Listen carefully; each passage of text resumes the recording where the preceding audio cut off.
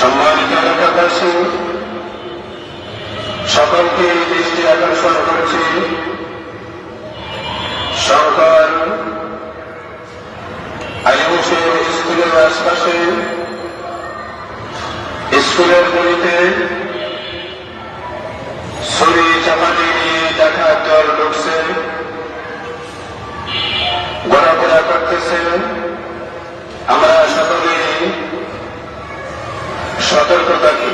ছিনতাই, খুন, ধর্ষণ, ডাকাতি সারা দেশে এসব ঘটনা এখন প্রতিদিনই ঘটছে। সাধারণ মানুষ এখন আতঙ্কে ঘর থেকে বের হতেও ভয় পাচ্ছেন।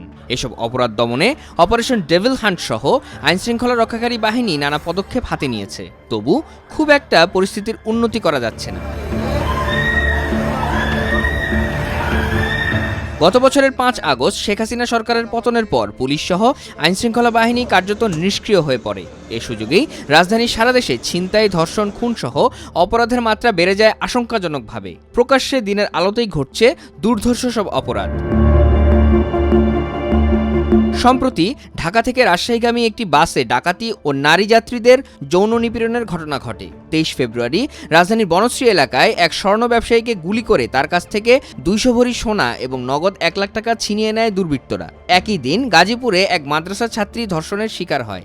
এমন অবস্থায় স্বরাষ্ট্র উপদেষ্টা জাহাঙ্গীর আলম চৌধুরীর পদত্যাগের দাবি করেছেন শিক্ষার্থীসহ সাধারণ মানুষ। এ দাবিতে ২৩ ফেব্রুয়ারি ঢাকা বিশ্ববিদ্যালয়ে বিক্ষোভও করেন শিক্ষার্থীরা।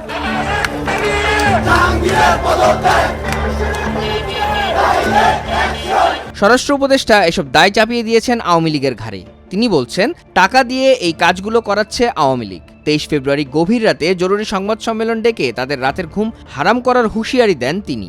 আপনারা জানেন যে আওয়ামী দোসররা তারা দেশকে অস্থিতিশীল করার জন্য সব ধরনের চেষ্টা করতেছে।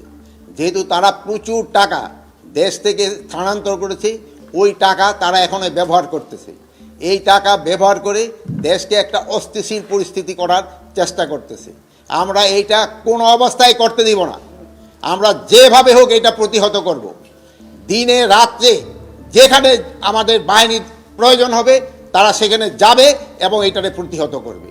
আপনারা জানেন, আমি আপনাদের সামনে দায়িত্বহীনভাবে বলতে চাচ্ছি, আমি এই আওয়ামী যারা এই কাজগুলি করতেছে তাদের আমি ঘুম হারাম করে দিব এবং তারা কোথাও কোনো স্থান পাবে না। দিনে রাতে যে জায়গায় হোক না কেন তাদের কোথাও কোনো স্থান হবে না। একই সঙ্গে আইনশৃঙ্খলা বাহিনী যদি এই ঘটনাগুলো প্রতিরোধ না করতে পারে তবে তাদের বিরুদ্ধে ব্যবস্থা নেওয়া হবে বলেও জানান তিনি। যে আমার বাহিনীকে আমি ইনস্ট্রাকশন দিয়েছি, তারা তাদের টহল কার্যক্রম আরও বৃদ্ধি করবে। আগামীকাল থেকে যেন কোথাও কোনো কিছু না ঘটে এই জন্য তারা ব্যবস্থা নেবে। এবং আমি বাহিনীর সবাইকে আমি এই ইনস্ট্রাকশন দিয়েছি এবং তারা এটা ভালোভাবে কার্যকর করবে এবং তারা যদি ভালোভাবে কার্যকর করতে না পারে তবে তাদের বিরুদ্ধে আমি একটা অ্যাকশন নেব। তো আপনারা দেশবাসীকে আশ্বস্ত করবেন, আইন শৃঙ্খলা পরিস্থিতি দিনে দিনে আরও উন্নতি হবে এবং এটা অবনতি হওয়ার কোনো সম্ভাবনা নাই।